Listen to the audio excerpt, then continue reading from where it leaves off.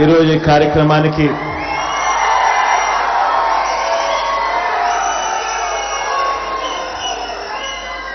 ఇక్కడికి వచ్చిన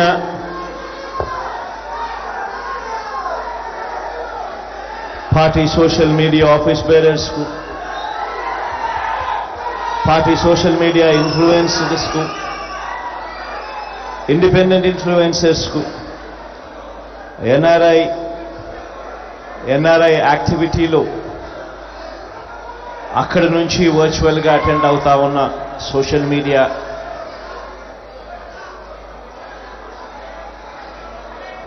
సైనికులకు, యూట్యూబ్ నెట్వర్క్ ద్వారా కనెక్ట్ అయి ఉన్న వాళ్ళందరికీ కూడా, ఇక్కడికి రాలేకపోయినా కూడా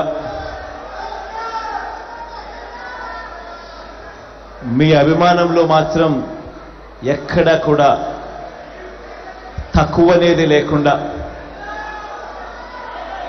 మీ అన్నకు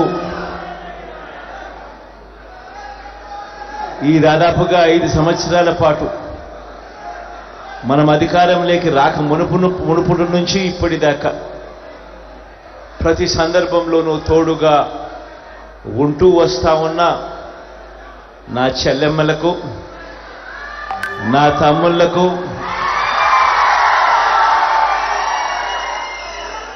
కొంతమంది నా అన్నలకు కూడా, మీ అందరికీ కూడా మీ జగన్, మీ అన్న, మీ తమ్ముడు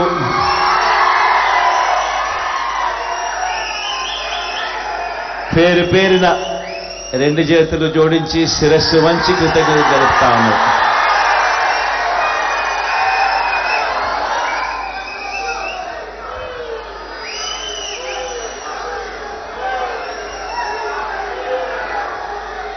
ఈరోజు ఇక్కడ మనమంతా కూడా ఏకమయ్యాం.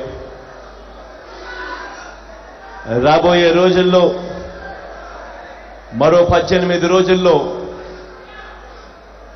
జరగబోతా ఉన్న ఎన్నికల కురుక్షేత్రంలో ఈరోజు మనమంతా కూడా క్రియాశీలకంగా పార్టిసిపేట్ చేసే కార్యక్రమంలో ఈరోజు అందరం కూడా షేర్ చేసుకునే విషయంలో ఈరోజు అందరం ఏకమయ్యాం. ఈరోజు నేను మీ అందరితో కూడా ఒకటే చెప్తా ఉన్నా. మనకు ఒక వైపున చూస్తే మనకు అటువైపు ఉన్న బలాలు మన దగ్గర లేవు. అటువైపు మనం యుద్ధం చేస్తా ఉన్నది ఎవరితో అని చెప్పి చూస్తే ఇటువైపున కేవలం మీ జగన్ ఒకే ఒక్కడు ఇటువైపున కనిపిస్తాడు.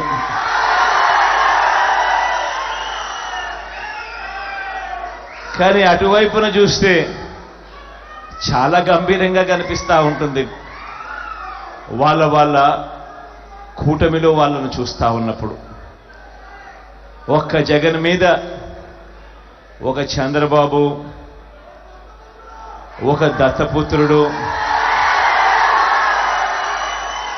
ఒక ఈనాడు, ఒక ఆంధ్రజ్యోతి, ఒక TV5 వీళ్ళందరూ సరిపోరన్నట్టుగా ఒక బీజేపీ, ఒక కాంగ్రెస్, వీళ్ళందరే కాకుండా మనం యుద్ధం చేస్తా ఉన్నది ఎవరితో అనంటే వీళ్ళ కుట్రలతో చేస్తా ఉన్నాం, వీళ్ళ కుతంత్రాలతో యుద్ధం చేస్తా ఉన్నాం, వీళ్ళ అబద్ధాలతో యుద్ధం చేస్తా ఉన్నాం, వీళ్ళ మోసాలతో యుద్ధం చేస్తా ఉన్నాం. ఈ మధ్యకాలంలో అయితే వాళ్ళ ఉక్రోషం ఏ స్థాయిలోకి వెళ్ళిపోయింది అనంటే చివరికి సోషల్ మీడియాలో మీ జగన్కు అంటే వాళ్ళ అన్నకు తాను సపోర్ట్ చేసింది అని, ఆ సపోర్ట్ కూడా పాపం తాను ఎందుకు చేసింది అనంటే తాను జగనన్న చేసిన మంచితో తాను కూడా బాగుపడిందని, జగనన్న వల్ల తనకు ఇల్లు వచ్చిందని, ఇంటి స్థలం వచ్చిందని, మిగిలిన పథకాలు కూడా జగనన్న వల్ల వచ్చాయని తన సంతోషాన్ని తాను సోషల్ మీడియాలో పాలు పంచుకుంటే ఏకంగా ఆ గీతాంజలి అనే నా చెల్లెల్ని ఎంత దారుణంగా ట్రోల్ చేశారో అందరం కూడా చూసాం. ఎంత దారుణంగా హెరాస్ చేశారో మనం అంతా కూడా చూసాం. చివరికి ఆ చెల్లి సూసైడ్ చేసుకునేంత దూరం కూడా పోయింది అని అంటే నిజంగా ఈ వ్యవస్థ అన్నది ఎంత దారుణంగా చెడిపోయింది అని చెప్పడానికి ఇదొక నిదర్శనం.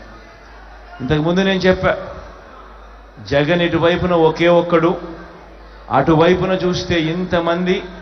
ఈ ఇంతమందికి తోడు కుట్రలు, కుతంత్రాలు, అబద్ధాలు, మోసాలు, బెదిరింపులు, హెరాస్మెంటు అన్నీ కూడా జరుగుతూ ఉన్నాయి. మరి ఇంతమందితో, ఇన్ని కుట్రలతో, ఇన్నిన్ని ఇబ్బందుల మధ్య మీ జగన్, మీ అన్న, మీ తమ్ముడు తట్టుకొని నిలబడగలుగుతా ఉన్నాడు అనంటే కారణం వాళ్ళకు ఈనాడు ఉండొచ్చు, ఆంధ్రజ్యోతి ఉండొచ్చు, టీవీ5 ఉండొచ్చు, కానీ మనకు సోషల్ మీడియా ఉంది.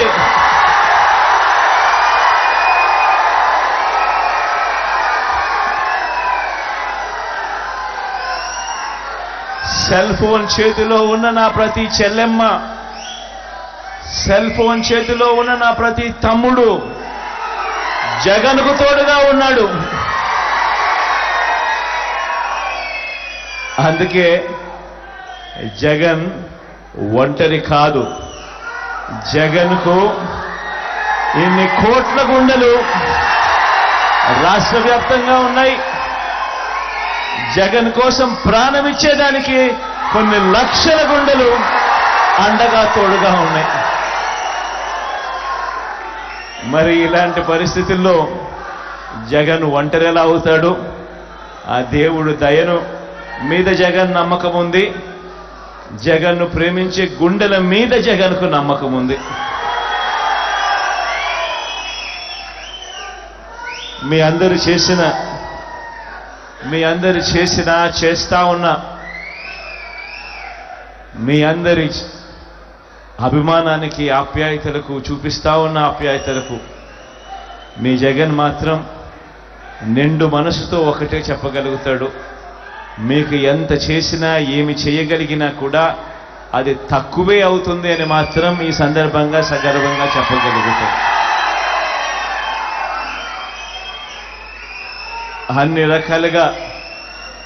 అన్ని రకాలుగా మీ అందరికీ తోడుగా ఉంటామని మాత్రం మరొక్కసారి భరోసా ఇస్తా ఉన్నాను.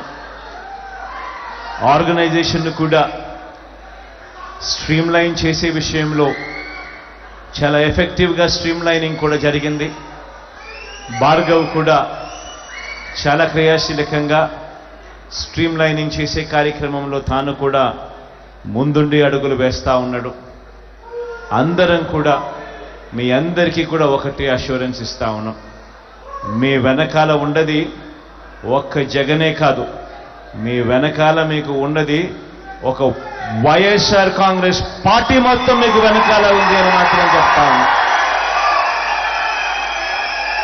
ప్రతి నియోజకవర్గంలోనూ తోడుగా ఉంది, ప్రతి మండలంలోనూ తోడుగా ఉంది, ప్రతి గ్రామంలోనూ కూడా మీకు అండగా ఉంటుందని మాత్రం ఈ సందర్భంగా చెప్తా ఉన్నాం.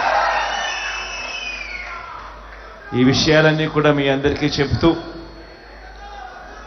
సోషల్ మీడియా పరంగా మీరేదైనా అడగాలనుకుంటే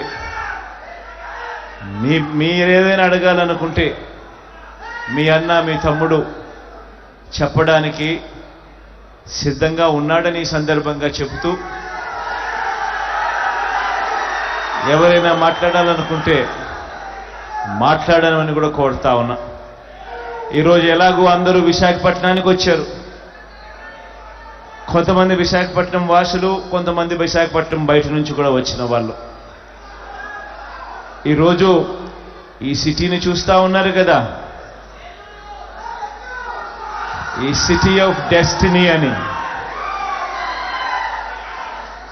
ఈ సిటీ ఆఫ్ డెస్టినీ అనేది రేపొద్దున ఆంధ్ర రాష్ట్ర డెస్టినీ అవుతుంది అనేది మాత్రం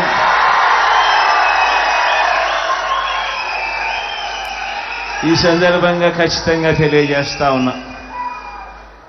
ఈ విషయం తెలియజేస్తూ ఎప్పుడైతే ఒక ముఖ్యమంత్రి వచ్చి ఈ సిటీలో కూర్చోవడం మొదలు పెడతాడో, ఎప్పుడైతే ముఖ్యమంత్రి ఈ సిటీ నుంచి పరిపాలన చేయడం మొదలు పెడతాడో, అప్పుడు ఈ సిటీ అన్నది హైదరాబాద్తో పోటీ పడే పరిస్థితి, చెన్నైతో పోటీ పడే పరిస్థితి, బెంగళూరుతో పోటీ పడే పరిస్థితి, ఐటీని ఈ స్టేజ్ నుంచి ఈ స్టేజ్కి తీసుకొని పోయే పరిస్థితి కూడా ఉంటుంది. ఈ మాట చెప్తూ మైక్లో మాట్లాడాలని ఎవరైనా అనుకుంటే మీ దాకా మైక్ వస్తుంది. మీరు ఎవరైనా మాట్లాడాలనుకుంటే మాట్లాడండి. నేనేదైనా నోట్ చేసుకోవాల్సి ఉంటే నోట్ చేసుకుంటాను. మీకు ఏదైనా నేను సమాధానం చెప్పాల్సి వస్తే చెప్తాను. Thank you.